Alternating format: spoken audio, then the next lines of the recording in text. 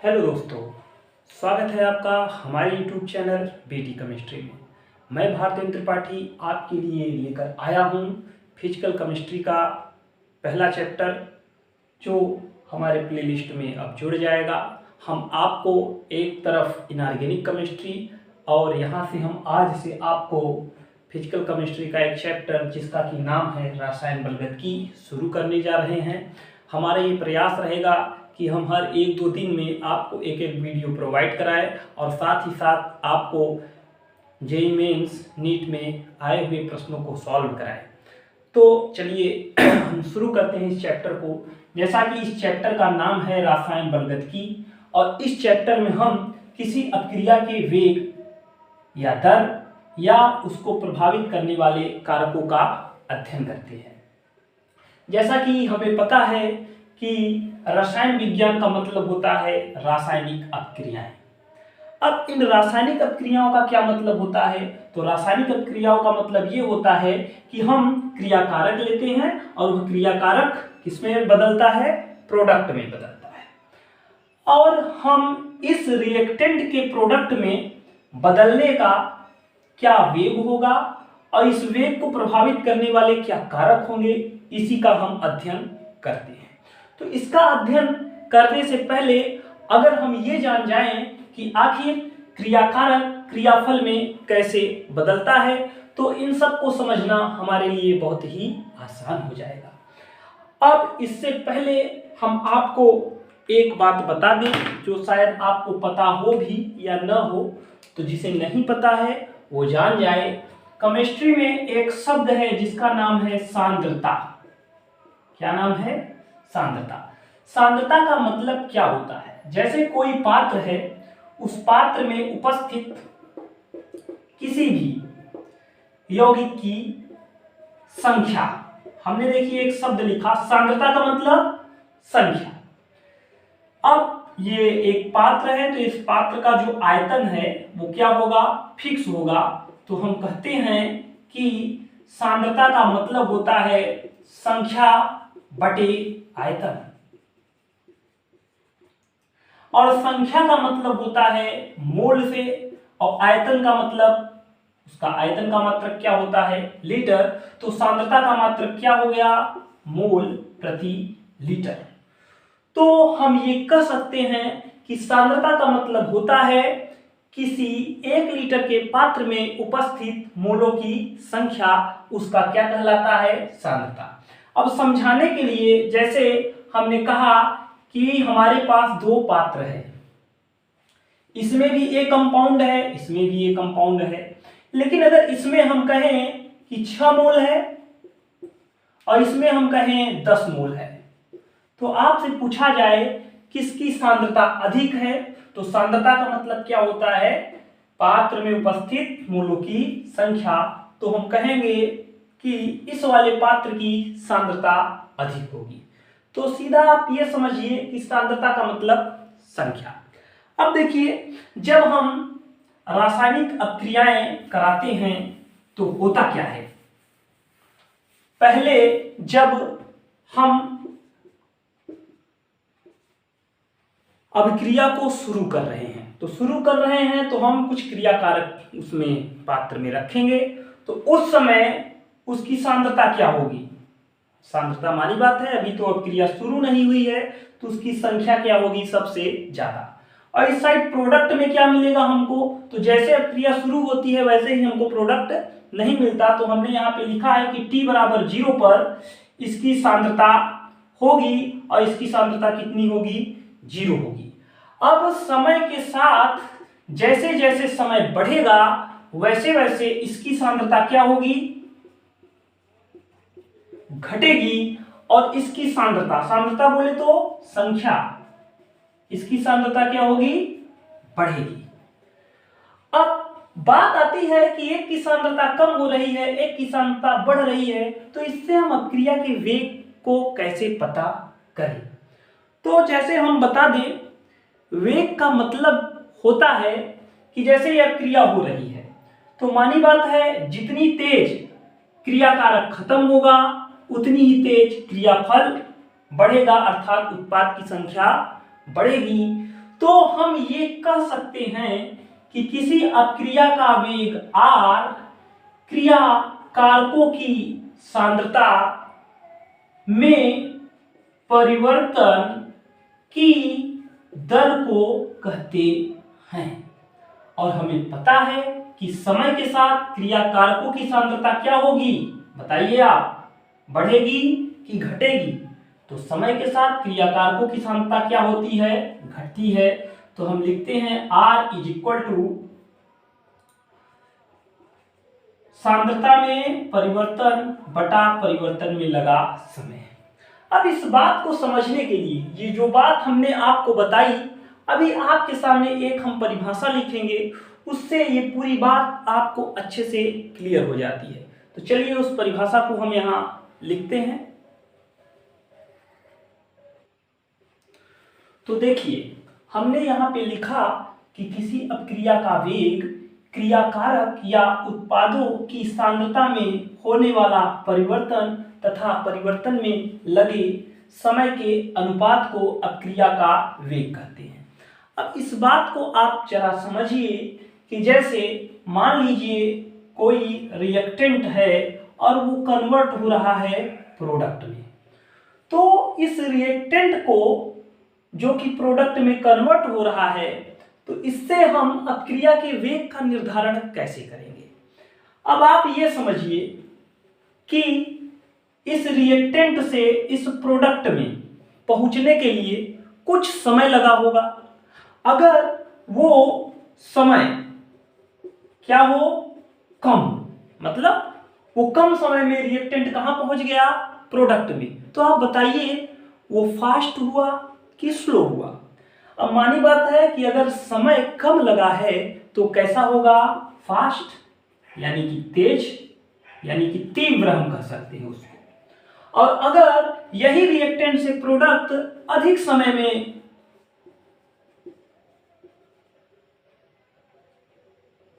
हो रहा है तो उसे हम क्या कहेंगे, मंद अपक्रिया, मतलब कि हम कहेंगे उसे स्लो, मतलब धीमा।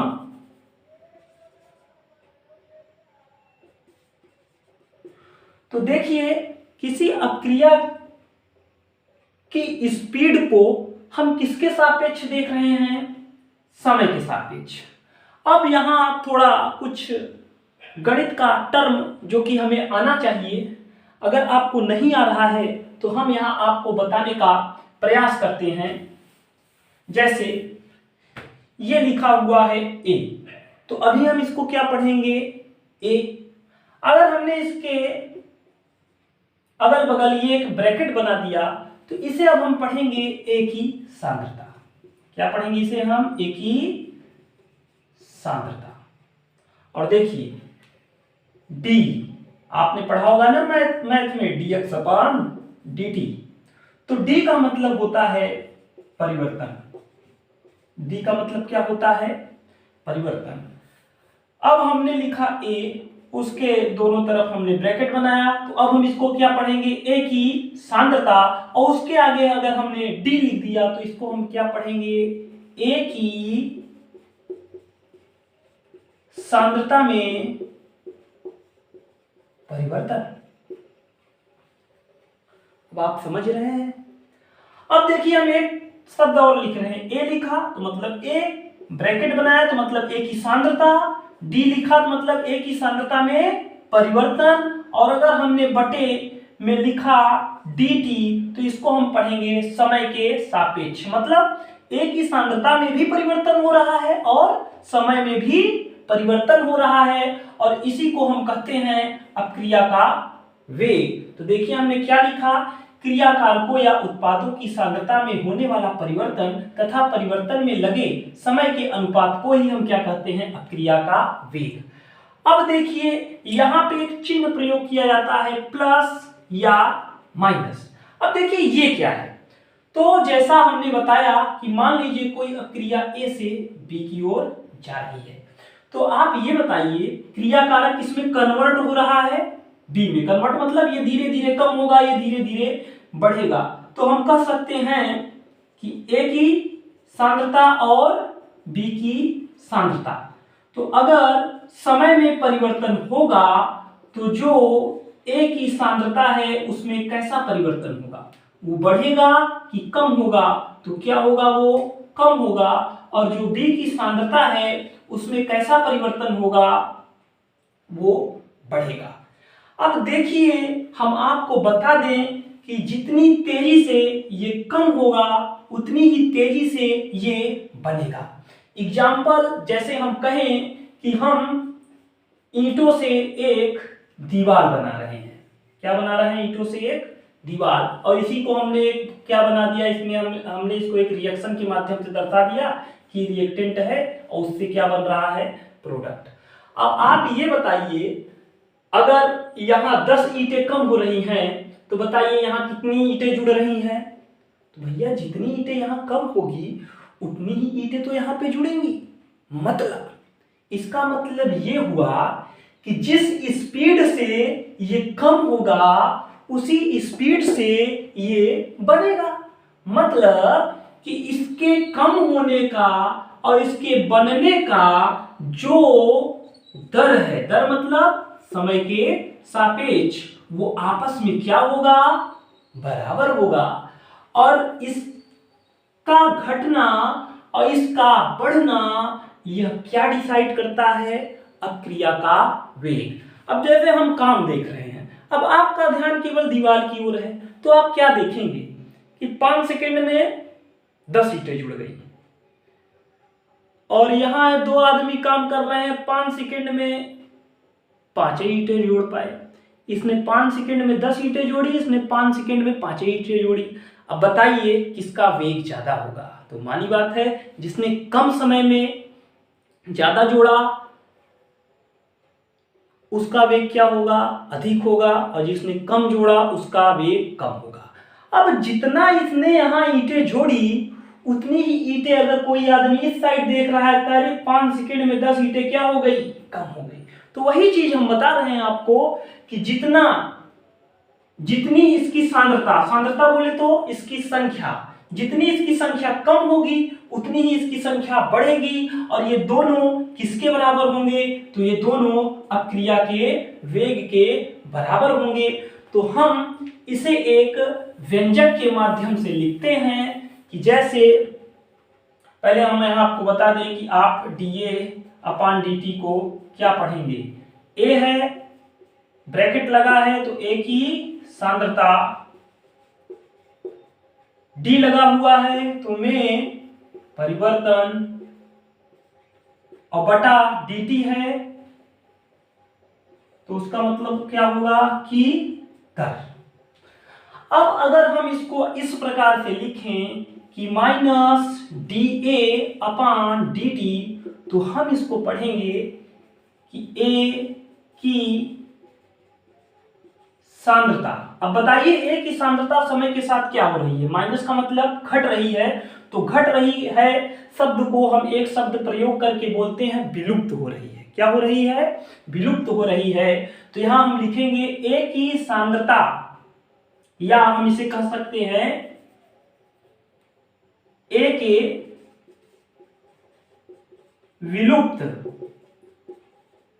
होने की दर, यानी A के डिसअपियर होने की दर। अगर कहीं लिखा हुआ है प्लस dA अपान dt, तो इसे हम पढ़ेंगे A के बनने की दर।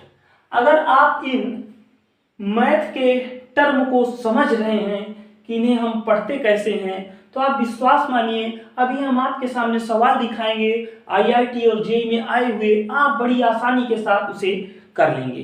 लेकिन उससे पहले हम आपको अब दिखाते हैं कि अगर मान लीजिए आपके सामने कोई अपक्रिया लिखी हुई है तो सांद्रता के सापेक्ष हम उसके वेग को कैसे लिखेंगे। तो चलिए हम आपको लिख कर दिखाते हैं।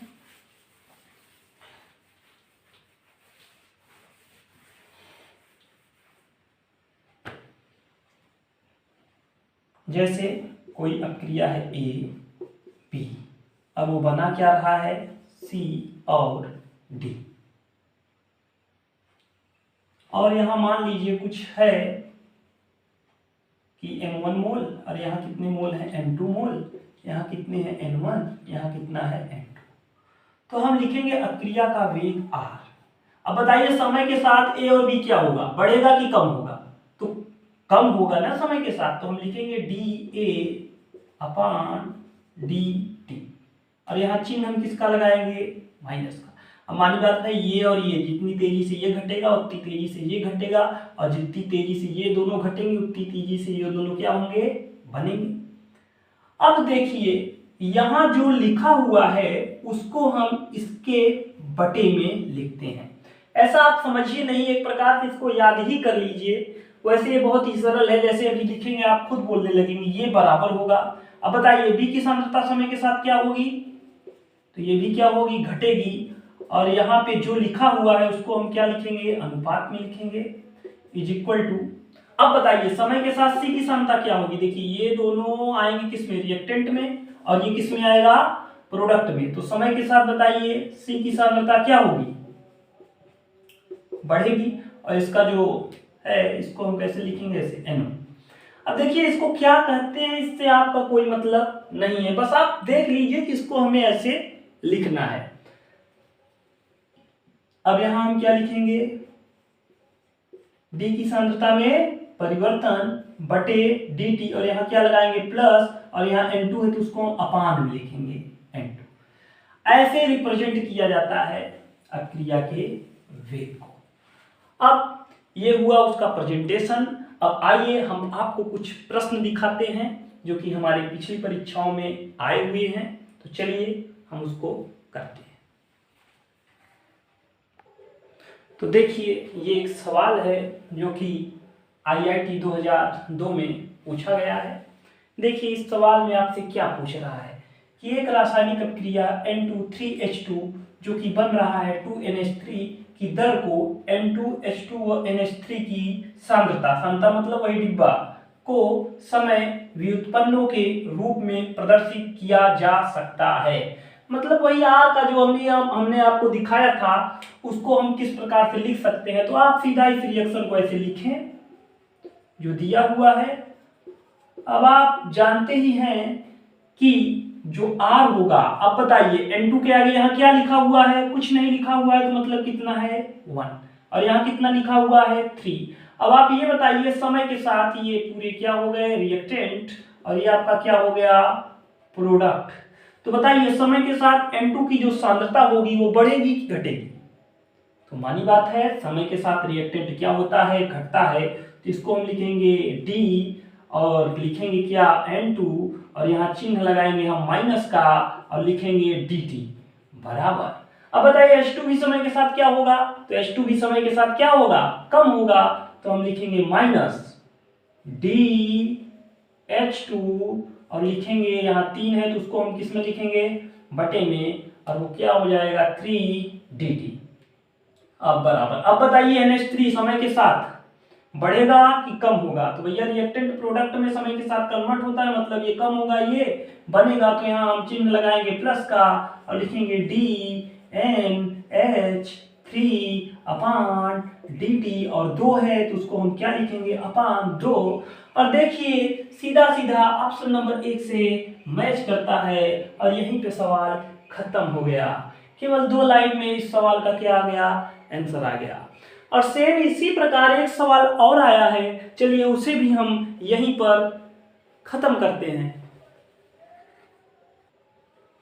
अब देखिए ये जो सवाल है ये थोड़ा सा आपको दिमाग लगाना पड़ेगा, और ये भी सवाल आसानी के साथ हो जाएगा।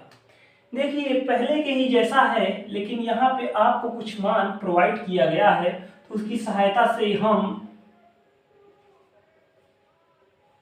इन चारों ऑप्शन में से ये पता करेंगे कि कौन सा ऑप्शन सही है। देखिए उसने प्रश्न में कहा कि एक अपक्रिया N2,3H2 जो कि कन्वर्ट होती है 2NH3 के लिए अभिकारकों के निश्चित ताप व आंशिक ताप के अंतर्गत NH3 के निर्माण की दर। देखिए अभी हमने आपको बताया था कि अगर लिखा है dA/dt और वो प्लस में लिखा है, तो मतलब समय के साथ इसकी सांद्रता क्या हो रही है, बढ़ रही है। बढ़ रही है मतलब इसका निर्माण हो रहा है। और अगर यही लिखा होता माइनस में तो हम ये कहते कि समय के साथ ही क्या हो रही है, कम हो रही है। कम हो रही है मतलब विलुप्त हो रही है, और विलुप्त हो रही है का मतलब विघटित हो रही है। तो मतलब प्रश्न में आपको क्या दिया है, NH3 के निर्माण की दर। मतलब आपको दिया है DNH3 प्लस किसके सापेक्ष, समय के सापेक्ष। दर का मतलब ही क्या होता है, अपान dt। और इसका मान आपको कितना दिया हुआ है, 0.001। मात्रक का आप विशेष ध्यान दें। आगे चल के हम आपको ये बताएंगे कि फिजिकल केमिस्ट्री में मात्रकों का बहुत ही ज़्यादा रोल है। अगर आपको मात्रक समझ में नहीं आता तो 100% आप प्रश्न गलत ही करके आएंगे। तो इसलिए मात्रकों का आपको ध्यान होना बहुत ही जरूरी है। अभी तो हम आपसे वो प्रश्न करा रहे हैं जहाँ पे मात्रकों का अगर हम ध्यान न दें तो कोई दिक्कत नहीं है, लेकिन फिर भी हम आपको अभी से ही बता दें कि मात्रक आपको अच्छे से देखने चाहिए कि मात्रक किसमें दिया है और आंसर में किसमें पूछ रहा है। तो यहाँ देखिए केजी लीटर इनवर्स में दिया है और आंसर भी केजी लीटर इनवर्स में पूछ रहा है, तो मतलब हमको मात्रकों में कोई छेड़छाड़ नहीं करनी है। तो देखिए हमने लिखा कि NH3 के निर्माण की दर, तो उसको हम मैथ के रूप में, मैंने मैथमेटिकल टर्म में हम उसको कैसे लिखेंगे, इस प्रकार से लिखेंगे और लिखेंगे लीटर इनवर्स। अब देखिए आपसे पूछ क्या रहा है, H2 के विघटित होने की दर, मतलब DH2 अपान dt, और यहाँ किसका चिन्ह लगा हुआ है, माइनस का, यानी इसको हम क्या बोलेंगे, H2 के विघटन की दर।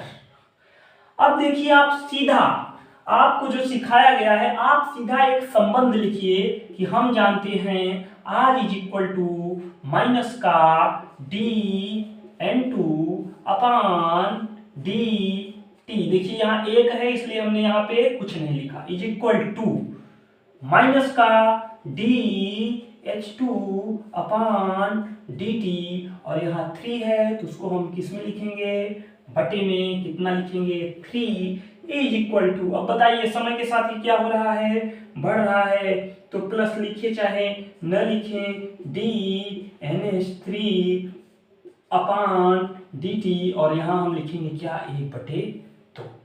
अब देखिए प्रश्न के अनुसार ही हम फार्मूला लिखेंगे।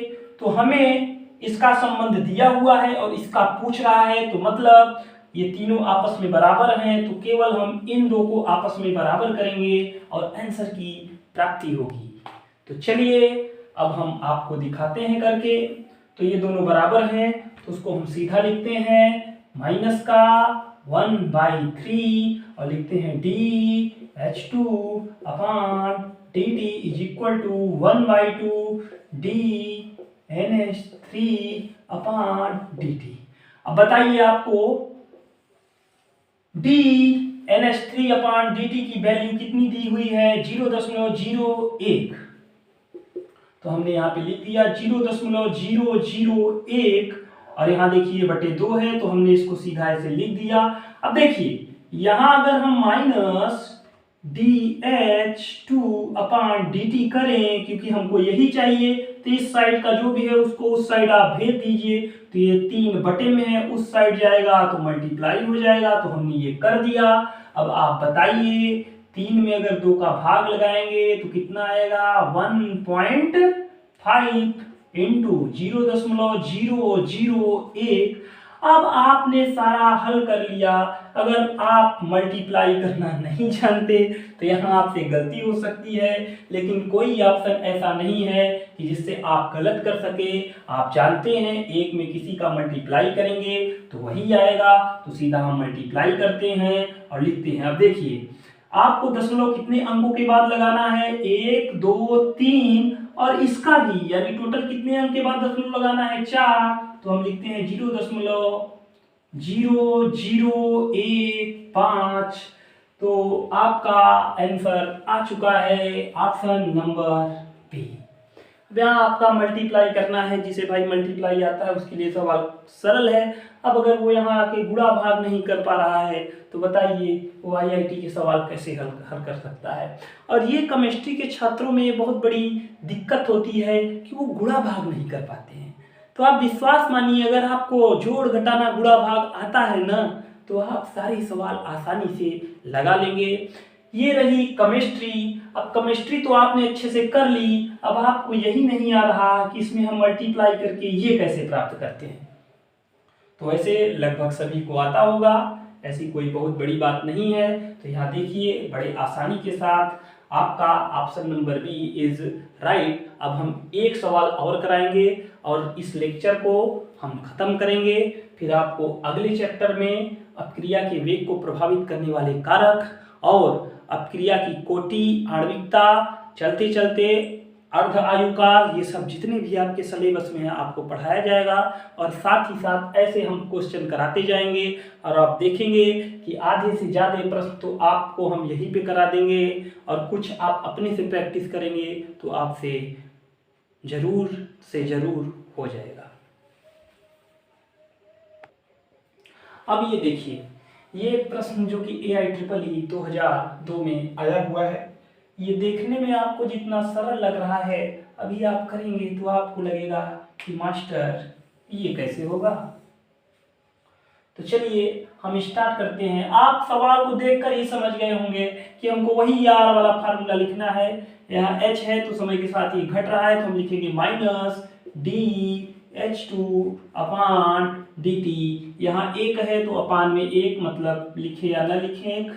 अब देखिए I ये भी समय के साथ क्या होगा, घटेगा, तो हम लिखेंगे I2/dt इज इक्वल टू समय के साथ HI क्या होगा, बढ़ेगा, तो हम लिखेंगे प्लस, प्लस लिखे चाहे न लिखें, I/dt और यहाँ 2 है तो अपान में हम क्या लिखेंगे 2। आप सोच रहे होंगे कि आपका आंसर आ गया और जब आप इन चारों ऑप्शन में से मैच कराएंगे तो आपको मिलेगा ही नहीं। ना हो तो मैच करा के देख लीजिए। -H डी, ये देखिए यहाँ इसने प्लस लिख दिया तो ये ऑप्शन क्या हो गया, गलत हो गया। अब आप ये ऑप्शन देखिए सेकंड, इसमें H को ही प्लस लिख दिया तो ये भी क्या हो गया, गलत हो गया। अब आप लास्ट वाला ऑप्शन देखें, 2 है और यहाँ 1/2 है तो ये भी गलत हो गया। अब आप समझ रहे हैं कि ये कैसे सही हो गया।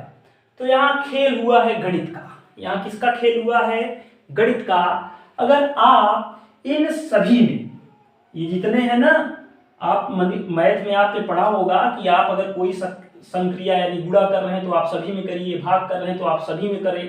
तो अगर हम सभी में 2 का मल्टीप्लाई करते हैं तो देखिए क्या होता है, 2dH2/dt इज इक्वल टू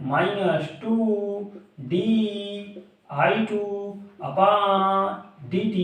और यहाँ जब हम 2 का मल्टीप्लाई करेंगे तो यहाँ 2 पहले से ही है और ये दोनों आपस में क्या हो जाएंगे, कट जाएंगे और हमारा आएगा क्या, 2dH2/dt माइनस का 2dI2/dt और यहाँ क्या बचा आपका, dHI/dt।